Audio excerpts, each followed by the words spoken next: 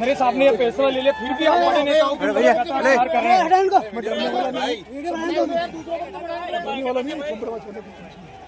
देखिए, मैं डरने वाला नहीं हूँ, कॉम्प्रोमाइज कभी नहीं होगा। नगर कोर्ट थाने से मैं लाइव आपके बीच में जुड़ा हूँ, जहाँ नरेश मीणा ने लास्ट अरे भैया मैं आपके बीच में साझा कर रहा हूँ, जहाँ नरेश मीणा ने सरेंडर कर दिया है। नरेश मीणा थाने मीडिया से बदतमीजी नहीं हाँ करेंगे भी नहीं, बदतमीजी क्यों होगी भाई? हाँ यही है, हम यही खड़े हैं। नहीं करेंगे भी नहीं, क्यों होगी तो बदतमीजी?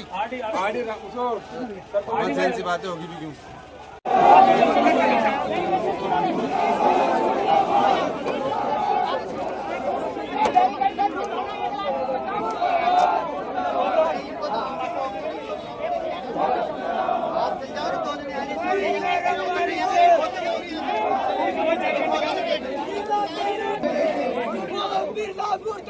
मुर्दाबाद मुर्दाबाद मुर्दाबाद मुर्दाबाद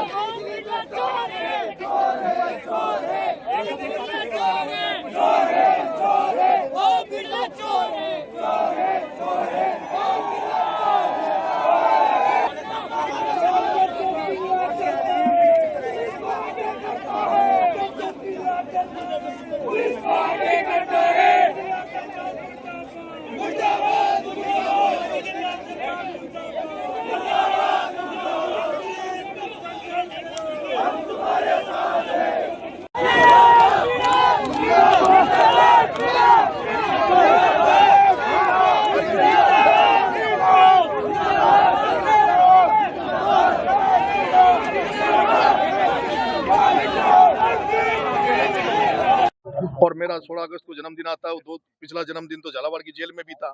सकता है ये जन्मदिन भी टोंक की जेल में बीते। सावन का महीना है, भगवान शंकर की कृपा है जो इतने लोगों का प्यार मुझे मिलता है। नहीं तो आप सोच लीजिए कि जब किसी आदमी को ये पता लगता है कि उसको कल जेल जाना है, उस पर क्या बीत रही होगी, मेरे परिवार पे क्या बीत रही होगी। लेकिन जिस तरह से आज ये जन समुदाय मुझे आशीर्वाद देने आया, मेरे साथ खड़ा है, उससे एक विश्वास बढ़ता है और उस लड़ाई को और मजबूती से लड़ेंगे। और मैं ये कह सकता हूँ कि मेरे सामने दो रास्ते थे। एक रास्ता मेरे पास सुविधाजनक था, अगर मैं भारतीय जनता पार्टी का रास्ता अपना लेता तो मुझे लगता है जैसे बाकी लोगों पे मुकदमे वापस हो जाते हैं, मुकदमे क्लियर कर देते हैं। जैसे आपने एक उदाहरण हार्दिक पटेल का भी देखा होगा,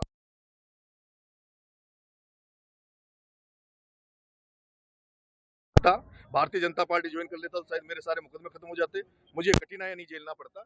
लेकिन मैंने संघर्ष का रास्ता अपनाया, कांटो भरा रास्ता अपनाया है और उसमें मैं कीमत चुका रहा हूँ जो आपके सामने। क्या लगता है लड़ाई भी है और राजनीतिक भविष्य भी है, मैं तो मेरे को न्यायालय पे भरोसा है, न्यायालय की शरण में जा रहा हूँ।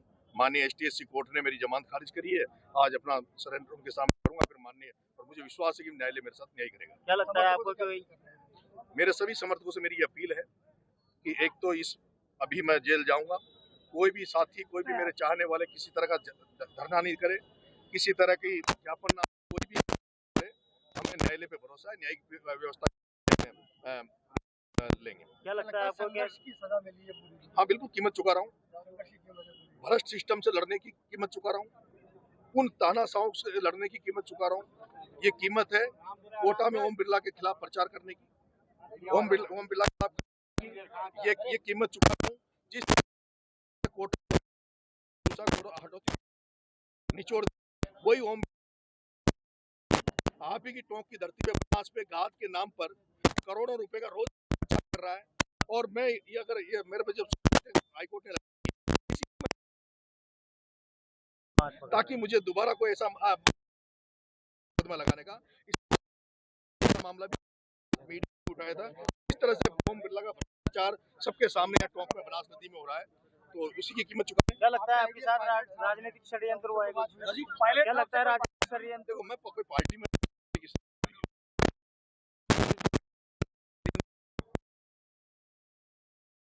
था कि नरेश मीणा कई मुद्दे अभी जैसे आईजी में कोई उसको लगता है कमजोर हो गया।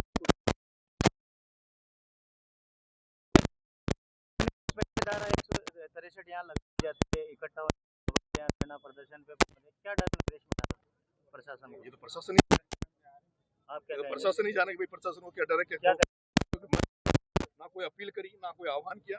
मैं तो आज मैंने बताया था प्रशासन को, कहा था भाई 6 तारीख को मैं करूंगा। 9 अगस्त आदिवासी दिवस है, उसको लेकर क्या कहेंगे आप? 9 अगस्त को आदिवासी दिवस है और जो पिपलोदी में जो बच्चे मरे उनमें भी बच्चे आदिवासी थे, समाज के बच्चे थे, दलित समाज के बच्चे थे। और जिस तरह से मैं ये कहना चाहूंगा कि भारतीय जनता पार्टी को आदिवासी दिवस मनाने का कोई दायित्व वो चित्त नहीं है। उनको केवल फॉर्मेलिटी के लिए आदिवासी दिवस को नहीं मनाना चाहिए, क्योंकि आदिवासियों के प्रति जो भारतीय जनता पार्टी का नजरिया वो आपके सामने है। जिस आदिवासी समाज ने पूरे पूर्वी राजस्थान से लेकर आरोती तक आप देख रहे हो, ज्यादातर जो सीटें आदिवासी सीटें हैं वो सारी बीजेपी की झोली में दी है। उसके बावजूद भी आदिवासियों को क्या बीजेपी ने प्रतिनिधित्व तो राजस्थान में दे रखा है, वो सबके सामने। हमारा एक मंत्री है, वो मंत्री भी टूटा फूटा जो है वो आप सबके सामने है। पिछली भी इससे दूसरी जो सरकारें रही है उसमें साथ साथ लाल बत्तियां आदिवासी समाज को मिलती थी, लेकिन आज आदिवासियों का कोई प्रतिनिधित्व में नहीं है। आदिवासियों को चलने का काम ये सरकार करती है।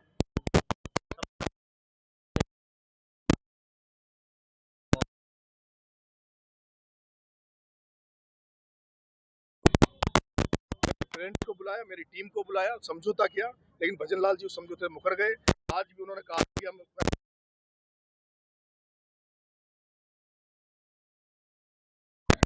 में सम्राट कई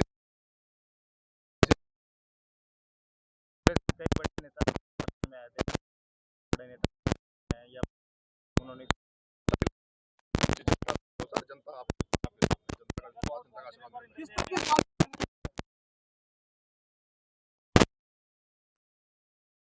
जो सीटिंग एमएलए को सजा देकर और उसको आज जेल में डाल रखा है।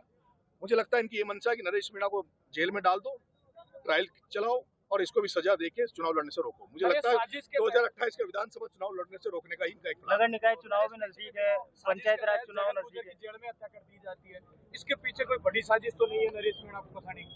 अब आज आप कुछ भी कर सकते हैं भाई, कुछ भी, ये सरकार है, कुछ भी कर सकती है, कुछ भी। डर लग रहा है नरेश को? नहीं, कोई डर नहीं। पिछली बार भी आपने मुद्दा उठाया था कि जेल के अंदर हथियार है, तो मैंने जो कहा वो सही निकला। मैंने कहा था टोंक जेल में हथियार है, वो हथियार बरामद हुए आप सबके सामने। क्या लगता है इस बार भी कोई साजिश आपके साथ जेल के अंदर हो सकती अभी तो मुझे ऐसा कुछ लगता नहीं है, देखते हैं। जगन के मामले में क्या कहेंगे? नरेश आप जेल जा रहे हैं और ये बड़ा मामला हुआ, जगन को जेल में मार दिया जाता है, सुरक्षा जेलों में बहुत सारी अव्यवस्था है, उस 4 दीवार के बारे में किसी को कुछ पता नहीं। वहाँ इतनी सारी अव्यवस्था है, लेकिन उसकी तरफ किसी का ध्यान नहीं है। मैंने तो जेल से निकलने के बाद भी बहुत सारे जेल के मुद्दे उठाए थे। मैंने वहाँ खाने को लेकर उठाया था, किस तरह से वहाँ कैद बंदियों के साथ दुर्व्यवहार होता है, वो सारी चीजें मैंने पहले भी उठाई थी। नरेश मीणा को पहले यानी कि नगर निकाय चुनाव और पंचायत राज चुनाव से पहले जेल जाना पड़ रहा है, तो कहीं ना कहीं क्या सरकार क्या सोच, लेकिन मेरा ही मानना है, मुझे लगता ऐसा है कि मेरे ऊपर जो कृपा हो रही है वो ओम बिरला की हो रही है। मेरे ऊपर ओम बिरला की कृपा हो रही है। मुझे एक ऐसा शख्स लगता है क्योंकि इतना बड़े लेवल पे मैनेज करके मामला खारिज करवा के बार आप ये बता दीजिए थप्पड़ में क्या मुकदमा लगता है? जिस व्यक्ति का खरोंच नहीं आई, वीडियो सबके सामने, विजुअल सबके सामने, थप्पड़ में ज्यादा से ज्यादा 323, 332, 353 आज कार्य में नॉर्मल मुकदमा। मेरे पे 307 का मुकदमा है, जानलेवा हमले का। क्या मैंने जानलेवा हमला किया? क्या मेरा कोई इंटेंशन था? उस एसटीएम को मैं जानता नहीं था, उसको शकल से नहीं जानता था कौन था। एक अचानक कोई घटना हुई और वो विजुअल सबके सामने, वीडियो आज भी आप मीडिया वाले चलाते हैं, कहीं भी वो थप्पड़ में कहीं भी लग रहा है कि मैं कोई जान ले रहा हूँ, उसको मारने का प्रयास कर रहा हूँ। उसके बावजूद पुलिस ने 307 में मुकदमा दर्ज किया। मुकदमा मुझे दुख हुआ, लेकिन कि बाद में चार्ज फ्रेम भी मेरे पे 307 में हुआ, जिसके खिलाफ मैं माननीय न्यायालय हाईकोर्ट गया और माननीय हाईकोर्ट ने उस पर स्टे कर रखा है।